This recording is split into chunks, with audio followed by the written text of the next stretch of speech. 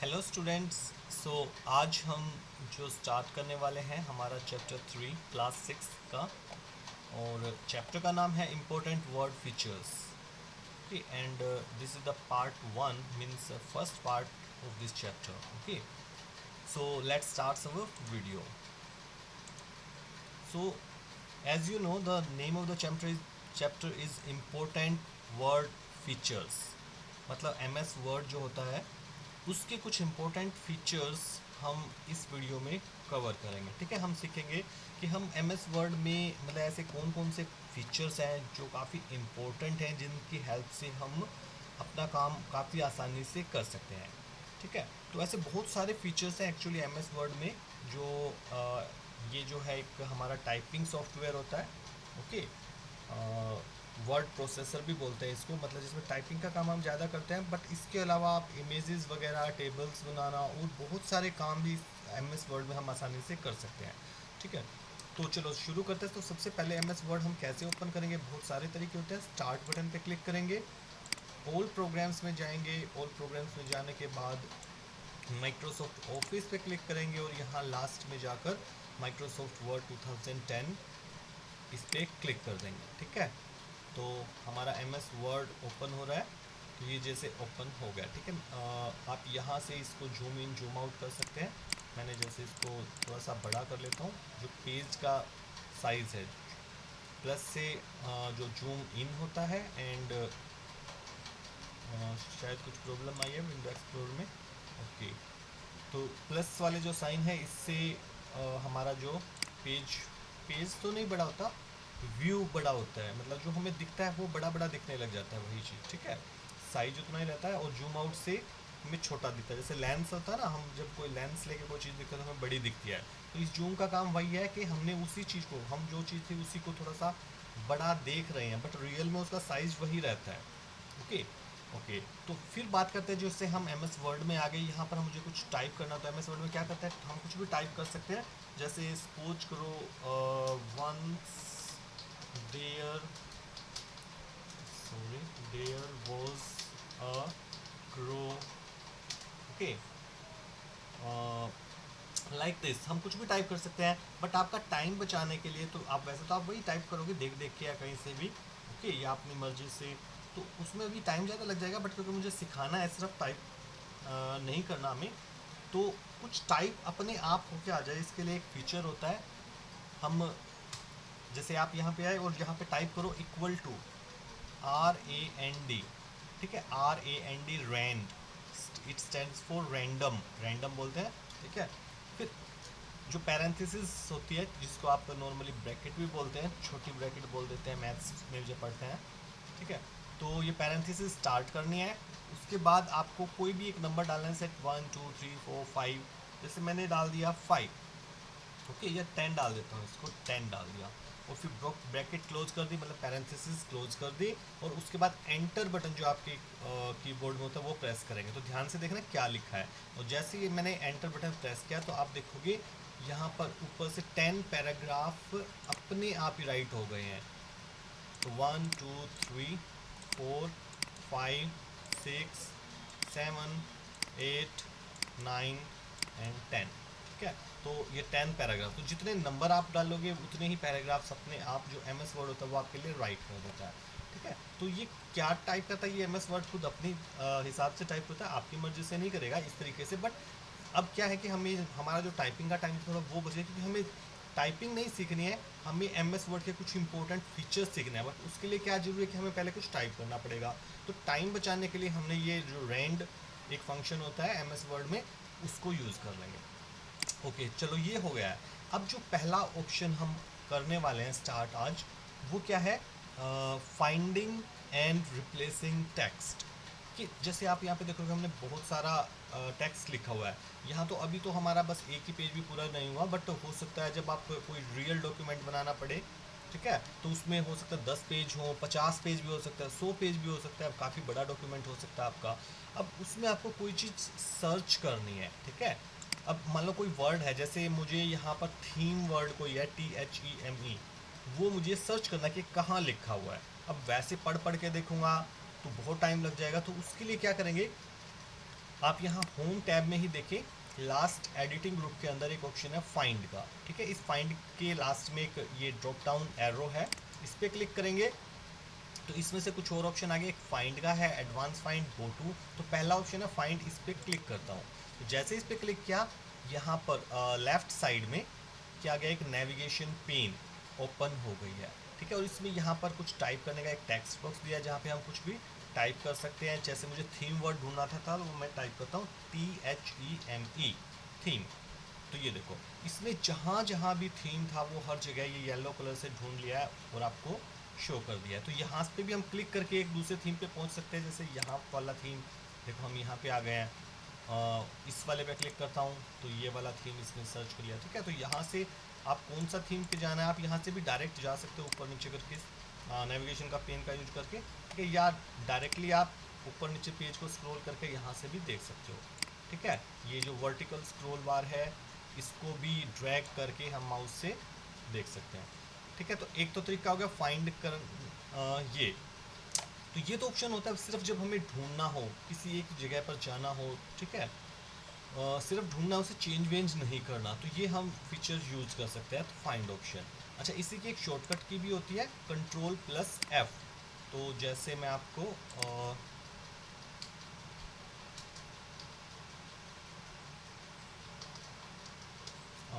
ये कीबोर्ड से दिखा देता हूँ। शॉर्टकट की क्या है इसकी, Ctrl+F, ठीक है। F स्टैंड फॉर फाइंड, तो Ctrl+F,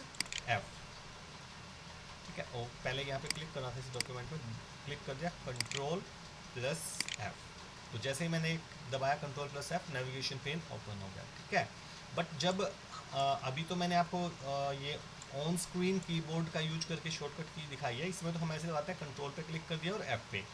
बट अगर आपका जो रियल कीबोर्ड है उसमें ऐसे नहीं करना, अगर आप ऐसे करोगे, एक बार कंट्रोल दबा दिया और फिर F दबाओगे तो ओपन नहीं होएगा, इकट्ठे दबाने पड़े, मतलब कंट्रोल को दबाए रखना है। कंट्रोल को जैसे एक फिंगर से दबाए रखेंगे, इसको छोड़ना नहीं है, और फिर F को एक बार दबा के छोड़ देंगे, ठीक है। तो ये आ जाएगा। तो फिर यहाँ पर आप जो भी टाइप कर सकते हो, टाइप करने के बाद अगर आपको वो नहीं रखना तो इसको डिलीट कर सकते हैं, थीम को डिलीट कर दिया, ठीक है। अभी मैं ऑन जो ये कीबोर्ड है इसको बंद कर देता हूँ और इस नेविगेशन पेन को भी बंद कर देते हैं, ठीक है। तो फाइंड ऑप्शन हो गया। सेकंड ऑप्शन है फाइंड एंड रिप्लेस, ठीक है। इसी के नीचे रिप्लेस का ऑप्शन आ रहा है, तो इस पर मैं क्लिक करता हूँ तो कहते हैं कि डायलॉग बॉक्स आता है, फाइंड एंड रिप्लेस का डायलॉग बॉक्स, ओके। तो इस डायलॉग बॉक्स में भी हम सर्च कर सकते हैं। इसी के अंदर भी देखो 3 ऑप्शन है, find, replace and go to, ये 3 टैब्स हैं। तो फाइंड टैब पे जाके आप यहाँ से भी सर्च कर सकते हैं। जैसे थीम आपने टाइप कर दिया और अब इसके बाद फाइंड नेक्स्ट मैं करता हूँ, तो ये फर्स्ट वाला ढूंढ लिया इसने, फिर नेक्स्ट वाला, फाइंड नेक्स्ट करूँगा तो ऐसे आगे आगे ये ढूंढता चला जाएगा, ठीक है। तो नेक्स्ट नेक्स्ट करते जाओ, ये अपने आप ही आगे आगे जहाँ तक थीम्स हैं इसको ढूंढ लेगा। या फिर रिप्लेस में आके, ठीक है, रिप्लेस में क्या बेनिफिट है, हम इसकी जगह कोई चेंज कर सकते हैं। जैसे कोई वर्ड है लुक, LOOK, मुझे ये ढूंढना है, ठीक है। और ये जो वर्ड है इसको रिप्लेस भी करना है किससे, व्यू से, VIEW। क्योंकि लुक और व्यू का मतलब लगभग एक जैसा सही होता है, ठीक है। बिल्कुल एग्जैक्टली तो नहीं होता, बट काफ़ी हद तक तो कई जगह पर, मतलब बहुत सारी ऐसी सिचुएशन होती है जहाँ पे लुक या व्यू दोनों का ही यूज किया जा सकता है, ठीक है। तो मान लो आपको, आप चाहते हो इस डॉक्यूमेंट में जहाँ जहाँ लुक लिखा है उसकी जगह व्यू आ जाए, चेंज हो गए, ठीक है। तो ये करने के बाद ये दोनों वर्ड टाइप के, फाइंड व्हाट में मतलब क्या ढूंढना है, लुक, रिप्लेस विद, उसको किस से रिप्लेस करना है, व्यू से, ओके। तो ये हमने टाइप कर दिया। अब इसके बाद हम रिप्लेस वाला जो बटन है इस पर क्लिक करेंगे, क्लिक किया तो इसने देखो लुक को ढूंढ लिया, ठीक है। अब अगर आप चाहते हो ये वाला लुक इससे रिप्लेस हो जाए तो यहाँ क्या करेंगे, फिर से इस रिप्लेस पे क्लिक कर देंगे। तो ये देखो ये वाला जो लुक था यहाँ इसकी जगह क्या लिखा गया, व्यू लिखा गया, और नेक्स्ट वाला लुक इसने अपने आप ढूंढ लिया है, ठीक है। मतलब यानी ऑटोमेटिकली जब रिप्लेस करेंगे तो पहले वाला जो होगा उसको रिप्लेस कर देगा इस वर्ड से, और अगला वाला जो वर्ड है वही सेम वर्ड उसको और कहीं डॉक्यूमेंट में जहाँ भी मिलेगा वहाँ रिप्लेस कर देगा। अब ये जो नेक्स्ट ढूंढा, अब इसको भी अगर मुझे रिप्लेस करना है व्यू से तो मैं फिर से रिप्लेस पे क्लिक कर दूंगा। बट सपोज करो मुझे इसे रिप्लेस नहीं करना, मैं देखना चाहता हूँ नहीं ये तो मुझे ऐसे ही रखना है, और ढूंढते हैं और है कि नहीं, तो फिर रिप्लेस पे नहीं करेंगे। रिप्लेस पे करेंगे तो ये और तो ढूंढेगा बट इसको रिप्लेस कर देगा, तो हम सिर्फ फाइंड नेक्स्ट करेंगे। फाइंड नेक्स्ट में क्या होगा, ये आगे ढूंढेगा बट इसको रिप्लेस नहीं करेगा। क्लिक किया तो ये आगे चला गया, ठीक है। तो फाइंड नेक्स्ट कर लिया। अब ये वाला रिप्लेस करना है तो रिप्लेस पे क्लिक कर दो, ये भी रिप्लेस नहीं करना और आगे ढूंढना है तो फाइंड नेक्स्ट करो। मतलब फाइंड नेक्स्ट तो ये करेगा ही करेगा, चाहे आप रिप्लेस करो चाहे फाइंड नेक्स्ट करो, तो मतलब अगला तो ढूंढेगा, ठीक है। लेकिन फाइंड नेक्स्ट करने से इस पहले वाले को रिप्लेस नहीं करेगा जो अभी ढूंढ रखा है। और अगर मैं रिप्लेस करूँगा तो इसको ये रिप्लेस कर देगा, ठीक है। तो जैसे फाइंड नेक्स्ट हम करेंगे तो इस तरीके से ये वर्क करेगा। और एक ऑप्शन इस पर रिप्लेस ऑल। रिप्लेस ऑल का मतलब क्या, अगर मैं रिप्लेस ऑल पर क्लिक करता हूँ जितनी भी जगह इसमें इसको लुक मिलेगा, ठीक है, तो हर जगह ढूंढेगा। जैसे मैं देखो क्लिक करता हूँ रिप्लेस ऑल, तो इसमें क्या लिखा है कि 22 जगह पर लुक मिला, उसको इसने इससे व्यू से रिप्लेस कर दिया है। ओके, तो इसने पूरे डॉक्यूमेंट में 22 जगह पर क्या लिखा हुआ था, लुक लिखा हुआ था, ठीक है। तो इसने उसको रिप्लेस कर दिया। अब तो ये काम होने के बाद हम इसको क्लोज कर सकते हैं। तो ये हो गया हमारा फाइंड एंड रिप्लेस ऑप्शन, ठीक है। तो इसके बाद जो नेक्स्ट ऑप्शन है वो है एक्सेसिंग हेल्प। एक्सेसिंग हेल्प का मतलब क्या है कि कई बार एमएस वर्ड में क्या होता है, आपके पास जैसे अभी मैं आपको सिखा रहा हूँ, आप सीख रहे हो, ठीक है। आपके पास आपका कोई टीचर है, कोई आपका बड़ा भाई बहन है, या कोई भी ऐसा पर्सन है आपके आसपास जो आपको बता सकता है, ठीक है। आपको कोई प्रॉब्लम आई तो आप उससे पूछ सकते हो। बट कई बार होता है कि कोई भी नहीं है आपके पास और आपको कोई प्रॉब्लम आ रही है, आप उसके बारे में जानना चाहते हो, तो हम क्या कर सकते हैं, एमएस वर्ड में भी एक हेल्प का ऑप्शन होता है, तो वहाँ से जाकर भी आप खुद से किसी चीज़ के बारे में जान सकते हो, एमएस वर्ड के बारे में, ठीक है। तो वो ऑप्शन कहाँ है, यहीं पर जो ये एमएस वर्ड की विंडो है इसके टॉप राइट कॉर्नर पर जो क्लोज का बटन है उसके नीचे की क्वेश्चन मार्क का साइन दिखाई देगा।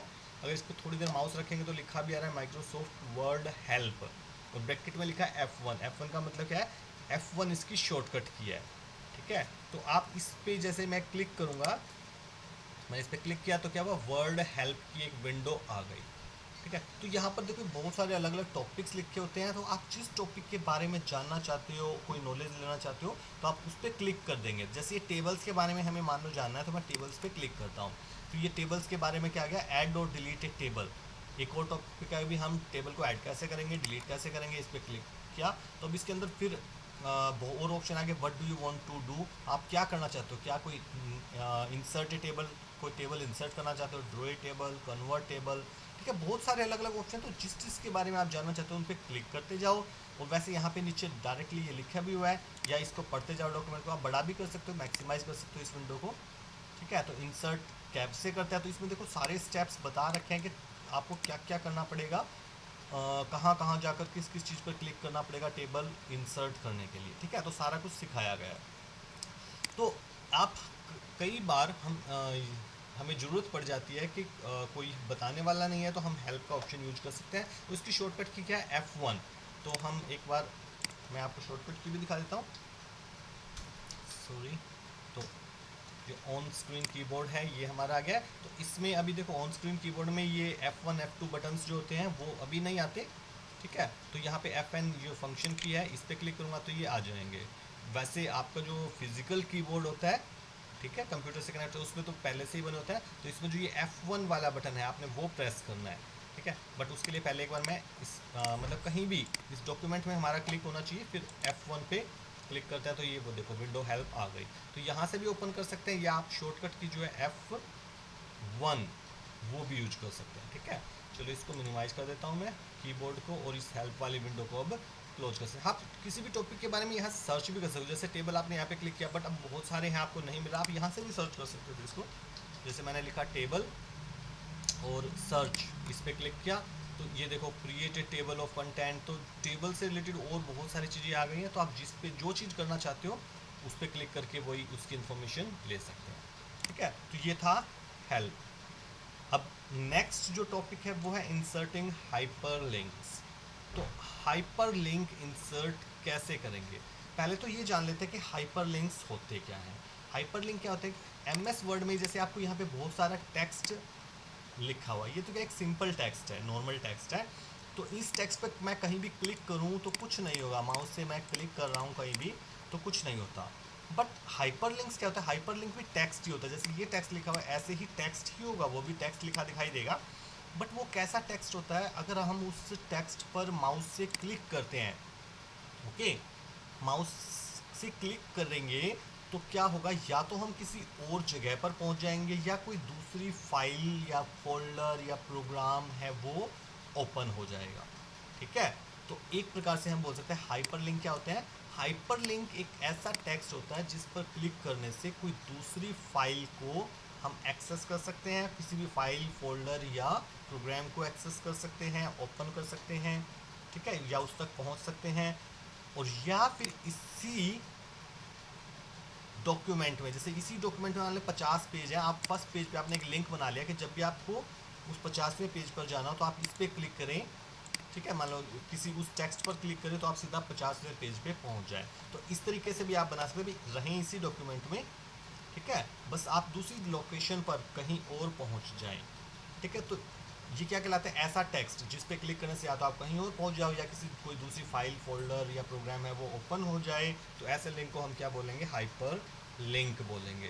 ठीक है, अब ये हम बनाते कैसे हैं हाइपर लिंक। हाइपर लिंक बनाने के लिए आप कोई भी टेक्स्ट कुछ भी लिख सकते हो, हम बना सकते हैं। जैसे चलो मान लो मैं चाहता हूँ इस डॉक्यूमेंट में मैं एक ऐसा लिंक बनाना चाहता हूँ जिस पे मैं क्लिक करूँ तो जैसे मैंने आपको आंसर की भेजी थी, चैप्टर 3 के आंसर की भेजी थी, ठीक है, वो ओपन हो जाए, वो आंसर की जो मेरे इस कंप्यूटर में सेव कर रखी है मैंने, ठीक है।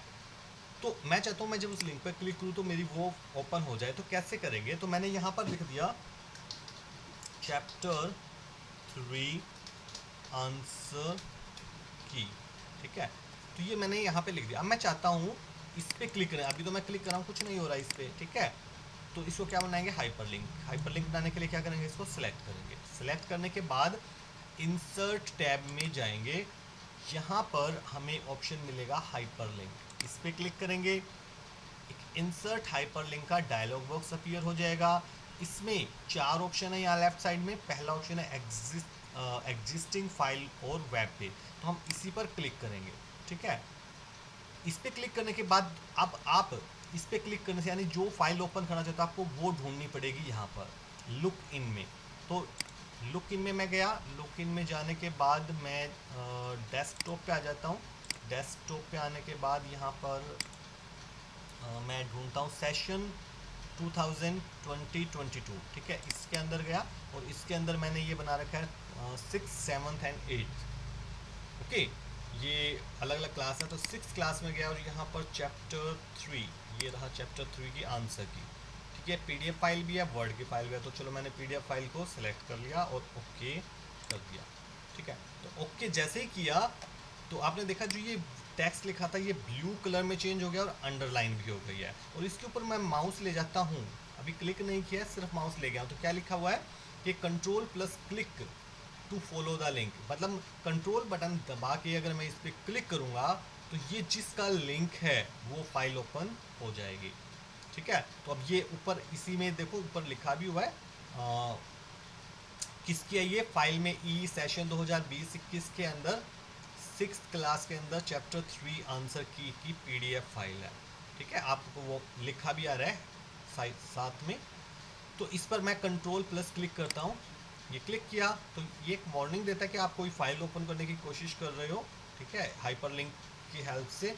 तो हो सकता है वो फाइल, उस फाइल में कोई वायरस वगैरह हो, ठीक है, कोई जैसे मान लो कोई आपको डायरेक्टली ऐसे आप फाइल भेज देता है, उसके अंदर लिंक बने, आप उस पर क्लिक करो तो हो सकता है उसने वो जो लिंक है किसी वायरस का बना रखा हो, तो इसलिए वार्निंग दे रहा है, ओके। बट अब मुझे तो पता है ना कि जो ये फाइल है मेरी फाइल सेफ है, इसमें कोई वायरस नहीं है, तो अगर आप श्योर हो तो आप येस कर सकते हो, नहीं तो नो करोगे तो वो फाइल ओपन नहीं होगी, ठीक है। तो मैं येस करता हूँ, तो जैसे ही मैं येस करूँगा तो ये देखो वो क्लास 6 चैप्टर 3 आंसर की जो थी, जो मैंने आपके पास भेजी थी, वो हमारी ओपन हो गया। तो इस प्रकार कोई भी फाइल आप सिलेक्ट कर सकते हो, किसी भी फाइल फोल्डर या प्रोग्राम का आप हाइपरलिंक बना सकते हो किसी भी टेक्स्ट को, ठीक है। अब जरूरी नहीं है यही फाइल, जैसे जो अब मान लो मुझे चैप्टर 2 की आंसर की चाहिए और मैं उस जब चैप्टर 2 आंसर की लिखूंगा तभी वो ओपन होगी, यहाँ पे क्या लिखा है इससे कोई फर्क नहीं पड़ता, ठीक है। जैसे मैंने अब ये सिलेक्ट किया यू कैन ऑल्सो फॉर्मेट, इसको सेलेक्ट कर लिया और हाइपर लिंक पे क्लिक किया, ठीक है, तो वही फिर से मैं गया डेस्कटॉप सेशन 2021 और 8th के अंदर सॉरी 6th क्लास में और चैप्टर 2। अब की बार मैंने चैप्टर 2 के आंसर के सिलेक्ट किया और ओके। तो देखो अब ये टेक्स्ट भी हाइपरलिंक बन गया। अब यहाँ पे तो नहीं लिखा ना चैप्टर 2 आंसर की, लेकिन इस पर क्लिक करने से चैप्टर 2 ही ओपन होगा जो चैप्टर 2 की आंसर की थी, क्योंकि लिंक तो ये जो टेक्स्ट है, मतलब टेक्स्ट में क्या लिखा है इससे कोई फर्क नहीं पड़ता, बल्कि आपने फाइल, जब आप हाइपरलिंक पे क्लिक करने के बाद, ये हाइपरलिंक पे क्लिक करने के बाद कौन सी फाइल सेलेक्ट करते हो वो ओपन होगी इस टेक्स्ट को सिलेक्ट इस टेक्स्ट पे क्लिक करने से। ठीक है, जैसे मैं इस पे क्लिक करके दिखा देता हूँ। मैंने क्लिक किया, यस किया, तो ये चैप्टर 2 के आंसर किया है जो वो हमारे सामने ओपन हो गई। ठीक है, तो इस तरीके से आप किसी भी फाइल का हाइपरलिंक बना सकते हो। ठीक है, तो आई होप आपको जितना समझाया वो अच्छे से समझ में आ गया होगा। कोई चीज़ समझ नहीं आती तो आप बैक करके भी देख सकते हैं या बिल्कुल स्टार्टिंग से वीडियो को दोबारा भी देख सकते हैं, 2 बार 3 बार, तब तक देखिए जब तक आपको वीडियो पूरा क्लियर नहीं हो जाता। ठीक है, सो अब आगे का जो चैप्टर, अभी चैप्टर कंप्लीट नहीं हुआ है बट क्योंकि वीडियो काफ़ी ज़्यादा बड़ा हो जाता है इसलिए इस वीडियो में इतना ही रखते हैं। नेक्स्ट वीडियो में मैं आपको आगे की बातें समझाऊंगा। Okay, so meet you in the next video.